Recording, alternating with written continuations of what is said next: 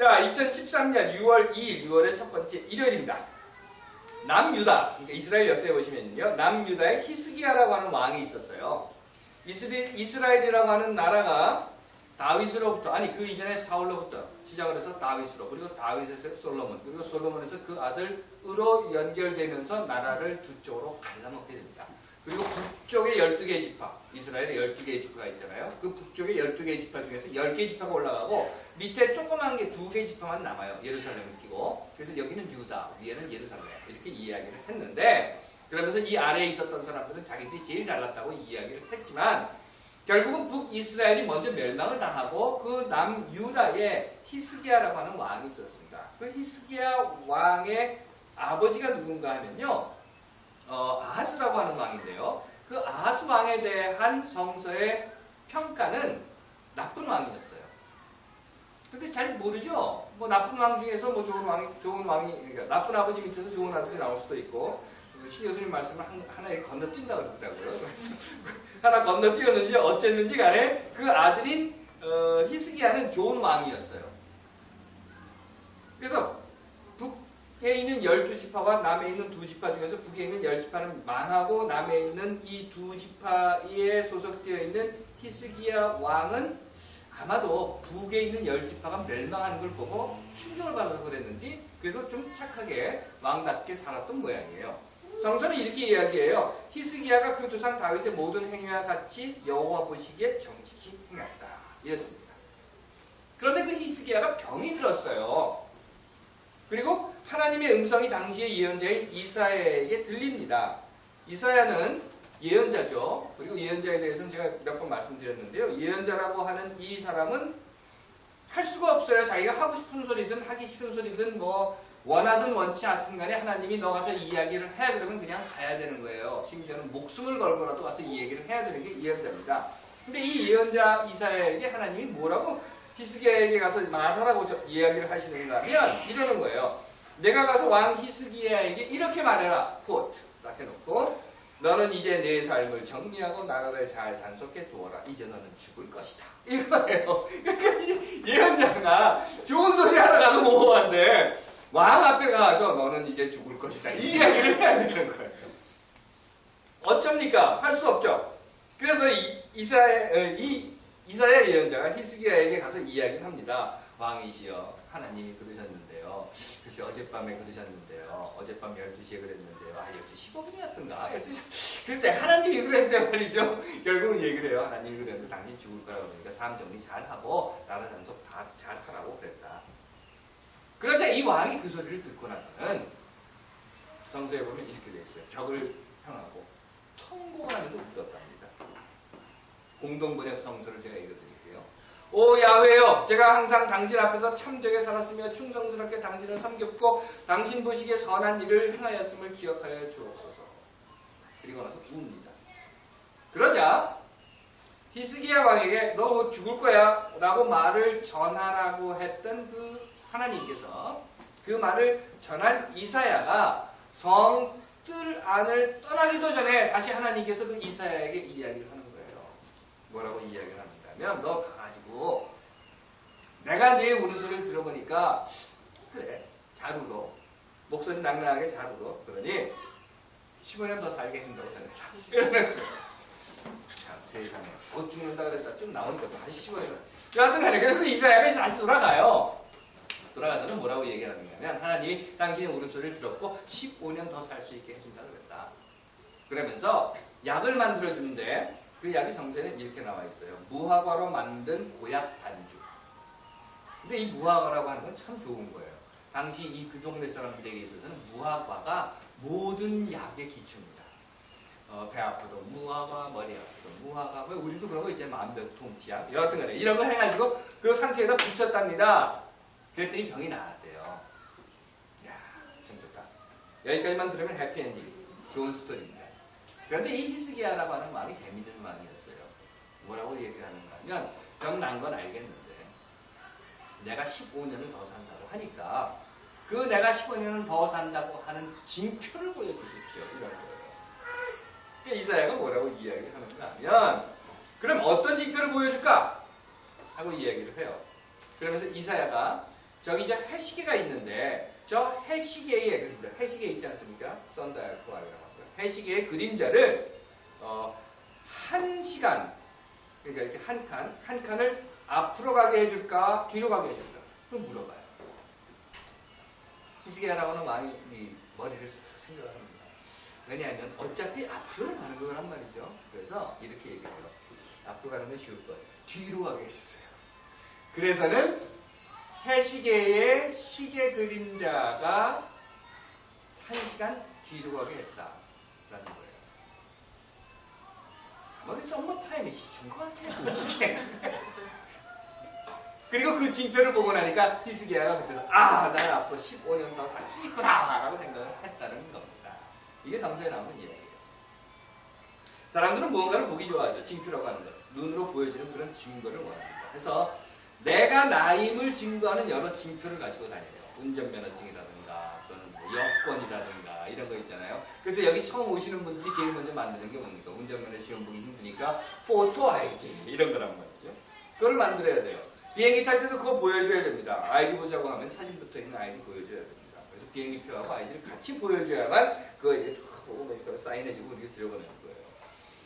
여러분들은 어떠십니까? 그런 경험 해보신 적 있으세요? 내가 나라는 걸 증거하기 위해서 내가 아닌 어떤 것이 필요한. 너는 누구냐? 저는 장호진입니다. 내가 장호진이라는 걸 증명해봐. 내가 여기 있는데 그럼 어떻게 증명? 여기 있잖아. 이게 내가 장호진인데 이런 거예요. 믿음의 문제도 때로 우리는 그런 생각을 가지고 봅니다. 하나님이 세상을 만들었다. 증거를 보여라. 하지만 여러분들께 제가 분명히 말씀드릴 수 있는 건 이거예요. 믿음은 내 결단이라는 건데 내가 결심하는 거예요. 내가 믿는 거예요. 그렇기 때문에 신앙에 있어서는 우리가 믿는다고 하는 것에 있어서는 온 세상 모든 사람들, 문화나 언어나 종족이나 사상이나 역사가 각기 다른 그 모든 사람들에게 이것이 하나님이다 라고 하는 객관적인 증거, 수학 공식처럼 1 더하기 1은 2다. 뭐 이것도 사람이 만든 공식이라고 그러더라고요. 누가. 여하튼 간에 이런 정답은 없다는 겁니다. 아니 또 없어야 하는 겁니다. 그렇지 않다면 그래서 이것이 하나님이다 라는 극히 객관적인 증거를 통해서 우리 모두가 인정할 수 있는 어떤 징표를 통해서 그것이 하나님이다라고 하는 것을 인정받고 믿게 된다면 그건 자발적 의지에 따른 내 결단은 결판이다. 또한 그건 하나님이 바라시는 것은 아닙니다. 하나님께서 그걸 만약 원하셨다고 하면 하나님께서 처음 만드신 그 에덴 동산에서 사람들로 하여금 선악과 따먹지 마라 이 이야기 안 하셨을 거예요. 안 만들면 되잖아요. 그렇죠? 아니면 선악과를 따먹어야 되겠다고 하는 생각을 이 브레인 속에서 싹 지워버리면 될 거 아닙니까? 메모리 카드에서 싹 지워버리듯이. 하지만 하나님은 그 사람들에게 하나님이 형상을 넣어주셨어요. 인격이라고 하는 것. 스스로 생각하고 스스로 판단하고 그리고 스스로 행동할 수 있는 생각하고 느끼며 행동할 수 있는 거예요. 그리고 그 생각과 느낌과 그 행동을 통해서 하나님을 스스로 찾고 믿고 결단하기를 바라고 계셨습니다.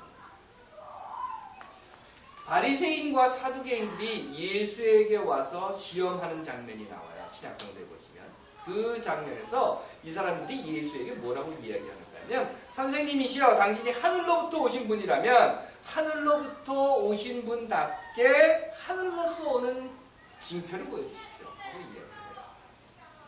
당신이 하늘에서 왔다고 하니까 그럼 하늘에서 온 징표를 보여달라. 글쎄요, 드라이버 라이센스에 본 이런 게 있었으면 모를까? 그렇지 않은 다음에 보여줄 방법이 없었겠죠? 그래서 예수께서 뭐라고 이야기하시는가? 가라사대 너희가 저녁에 하늘이 붉으면 날이 좋겠다고 하고 아침에 하늘이 붉고 흐리면 오늘은 날이 굳겠다라고 하니 너희가 날씨는 분명히 분별할 줄 알면서 시대의 표적은 볼지 모르겠다고 이야기하셔요. 세상을 좀 봐라 얘들아. 세상을 좀 봐라. 지금 저 제사장들이 하는 꼴을 좀 봐라. 대형 교회를 만들어 놓고 그리고 교회의 권력을 가지고 마치 자기가 하나님이나 된 듯한 꼴로 서 있는 저 모습을 좀 봐라. 지금 율법주의자들이 하는 것을 좀 봐라. 자기 말만이 절대 옳다고 주장하고 자기 말에 반대하는 사람들을 모두 죄인이라고 정죄해버리는 마귀라고 밀어붙이는 그 율법주의자들의 꼴을 좀 봐라. 지금 예루살렘 성전을 한번 봐라. 그래서 교회는 헌금 많이 한 사람과 헌금 적게 한 사람의 차이를 갈라놓고, 인종으로 차이를 갈라놓고, 성별로 차이를 갈라놓고, 헌금 많이 한 사람, 인종이 좋은 사람, 그리고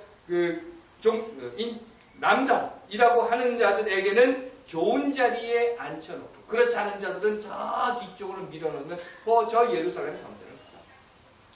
그리고 지금 이 세상을 봐라. 갑의 논리에 따라서 약자를 짓밟고, 5.16 군사 쿠데타를 비롯한 모든 정치적이고 경제적인 범법 행위가 단지 성공했다고 하는 것으로 합리화되고, 또 그 추악한 과정이 무엇이든지 간에 결과만 손해주면 정당화될 수 있는 것, 정의가 이기는 것이 아니라 이기는 것이 정의가 되어버리는 이 세상.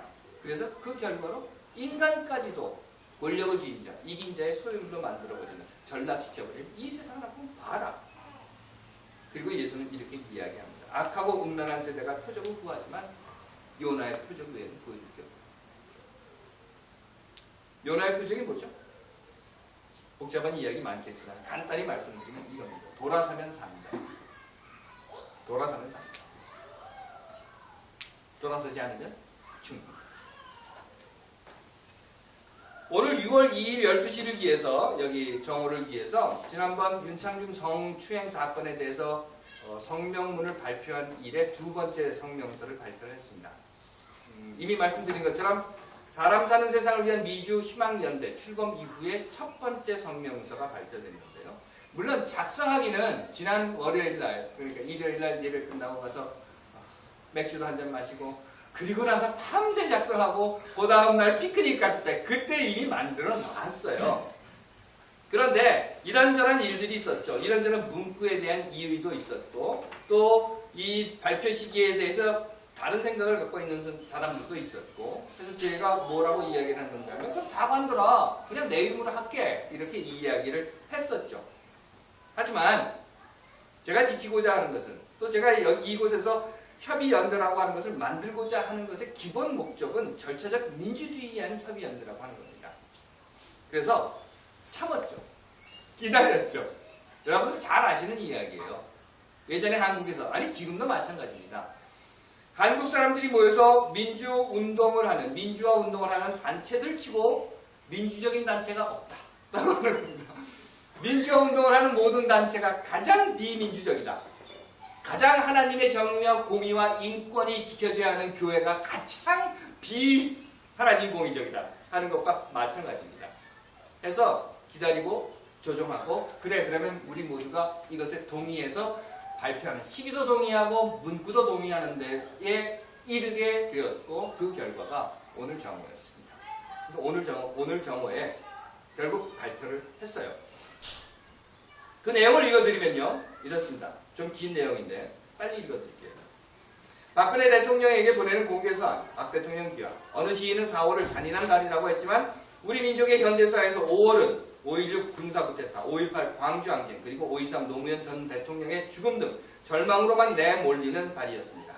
더하여 지난 5월 8일에 벌어진 전 청와대 대변인 윤창중의 추악한 성추행 사건은 미주 한인 동포들의 가슴에 참담함과 극복하기 힘든 수치심을 가중시키고 말았습니다. 하여 본인과 미주 사람 사는 세상, 당시 가칭은 귀하의 진정어린 사과와 처벌을 즉각 촉구했었고, 곧 이어 귀하의 사과 성명을 들으며 만족스럽지는 못했지만 귀하의 사과가 실천으로 이어지기를 기다려왔습니다. 그러나 귀하는 사과 성명을 발표한 이래 지금까지 아무런 후속 행동을 취하지 않음으로써 다시 한번 우리 200만 미주 해외 동포의 신뢰를 저버렸고, 이 사건에 대치하는 귀하의 철학과 지도자로서의 자질에 대해 미주뿐 아니라 전 세계에 흩어진 한인 동포로 하여금 우려와 분노를 금하지 않을 수 없게끔 하고 말았습니다. 민주주의의 근본 이념은 인간 존엄의 실현이며, 그 존엄을 스스로 지킬 수 없는 경우에는 강자가 지켜주는 것이 또한 민주주의입니다. 그러나 이번 사건은 조국에 대한 자긍심과 자부심으로 봉사하기 위해 나선 우리들 딸의 존엄이 대통령 대변인이 나른 권력자에 의해 오히려 훼손된 사건입니다. 그럼에도 불구하고 이의 심각성을 인지하지 못한 채 나는 서너 시간밖에 못 자며 일했건만 성추행 사건 하나 때문에 미국 방문에 내 모든 노력들이 다 가려졌다는 투정 섞인 듯 들려지는 발언은 선거 기간 내내 귀하가 스스로 강조했었던 준비된 여성 대통령으로서 감히 상상이라도 가능한 일인지 우리 재외 동포들은 차마 믿을 수조차 없습니다. 단언하건대 이번 성추행 사건은 단순히 한 개인의 도덕적 해이나 문화적 차이로 일어난 사건이 아닙니다. 5.16을 비롯한 모든 정치적, 경제적, 범법 행위들이 단지 성공했다는 이유만으로 합리화됨으로 인한 대한민국 전반에 뿌리 깊게 박힌 갑의 논리, 즉 그 어떤 추악한 과정도 결과에 의해 정당화될 수 있으며 강제가 곧 정의가 되는 모든 것을 독식할 수 있는 사고방식에 기인한 인간을 지배의 소유물로 전락시킨 개탄스러운 사건인 것입니다. 바로 이것이 귀하가 주지해야 할 불편한 진실입니다. 알 수 없는 한 길 사람 속을 탓하는 대신 그 한 길 사람 속을 검증하기 위하여 10사람, 100사람 더 나아가 국민 전체의 반대 목소리에 귀 기울이지 않았던 귀하의 잘못을 인정하는 것이 책임있는 도덕 지도자의 모습입니다. 또한 단순히 윤창중이라는 사람의 개인적 도덕적 문제로만 치부할 것이 아니라 그 이면의 역사적 사회적 배경을 보는 것이 지도자가 갖추어야 할 통찰력이기도 합니다. 그런데 이 둘 중 어느 것도 우리 동포와 국민들은 대통령에게서 발견하지 못하고 있습니다. 이에 본인과 사람 사는 세상을 위한 미주 희망연대는 다시 한번 촉구합니다. 첫째, 여성의 시각, 어머니의 마음에서 이번 사건을 바라볼 것. 상처를 입은 우리의 딸과 직접 대면하여 사과할 것. 조국에 대한 신뢰를 회복할 수 있도록 합당한 행동을 취할 것. 둘째, 윤창중을 즉시 미국으로 송환하여 미국 경찰에게 조사받게 할 것. 한국 정부에 대한 국제적 미신의 치명적 손상을 회복하기 위한 즉각적 조치를 취할 것. 셋째, 다시는 이러한 추악하고 수치스러운 일이 국외는 물론 국내에서도 발생하지 않도록 역사적 성찰을 바탕으로 한 제도적 장치를 마련할 것. 대통령님, 지난 5월 25일 미주 지역의 깨어있는 동포들은 5월의 아픔과 고통을 딛고 일어나 사람 사는 세상을 위한 미주 희망연대를 출범시켰습니다. 이민 생활의 여러 어려움 속에서도 조국을 사랑하는 마음과 스스로 희망을 일구어 가고자 하는 11개 주, 16개 단체들의 자발적 노력에 대한 결과였습니다. 이제는 귀하께서 답하실 차례입니다. 지나온 5월은 절망으로 가득했었지만 오는 6월은 귀하의 책임적 통찰을 통해 한 줄기 희망을 발견할 수 있게 되기를 간절히 바라며 이에 귀하의 역사적 결단과 용기 있는 행동을 다시 한번 촉구합니다. 2013년 6월 2일 장호준 이렇게 되어 있습니다. 이겁니다. 지금 들으신 대로 박근혜 대통령 돌아서라 하는 그런 이야기입니다. 안 그러면 당신 죽는다. 물론 안 죽을 거예요.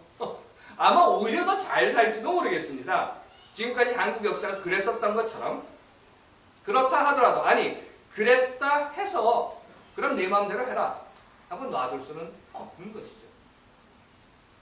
비록 계란을 들고 바위가 깨질 때까지 기다리다가 바위가 깨지는 순간에 계란을 탁 던져야 하는 신 교수님이 가르쳐주신 바위를 계란으로 깨는 방법, 아니 바위가 깨질 때까지 계란을 들고 한없이 기다려야 하는 비극적인 현실에 우리가 처해 있다 하더라도, 비록 해 그림자가 10도를 뒤로 가지 않는다 하더라도, 비록 예수가 짜잔 하고 십자가에서 뛰어내리는 그 놀라운 징표를 보여주지 않는다 하더라도 우리는 옳은 것은 옳고 그런 것은 그러면 아무리 지금 이겼다고 잘난 척한다 하더라도 설령 지금 내 눈에 보여지는 징표가 없다 하더라도 하나님의 공의와 정의가 이긴다는 것을 믿는 것, 그것이 우리의 믿음인 것입니다. 하나님께서 사랑하시는 여러분, 지금 우리들도 보고자 하는 믿음에 대한 유혹을 받으며 삽니다. 아니, 오히려 보이고자 하는 믿음의 유혹을 받으며 삽니다. 하지만 믿음은 내 결단, 내 의지인 것입니다. 그리고 내 의지와 내 믿음으로 바위가 깨질 때까지 포기하지 않고 계란을 들고 기다리는, 또는 바위에 구멍이 뚫어질 때까지 멈추지 않고 물방울을 계속해서 떨어뜨리는 행위, 그것이 바로 믿음인 것입니다.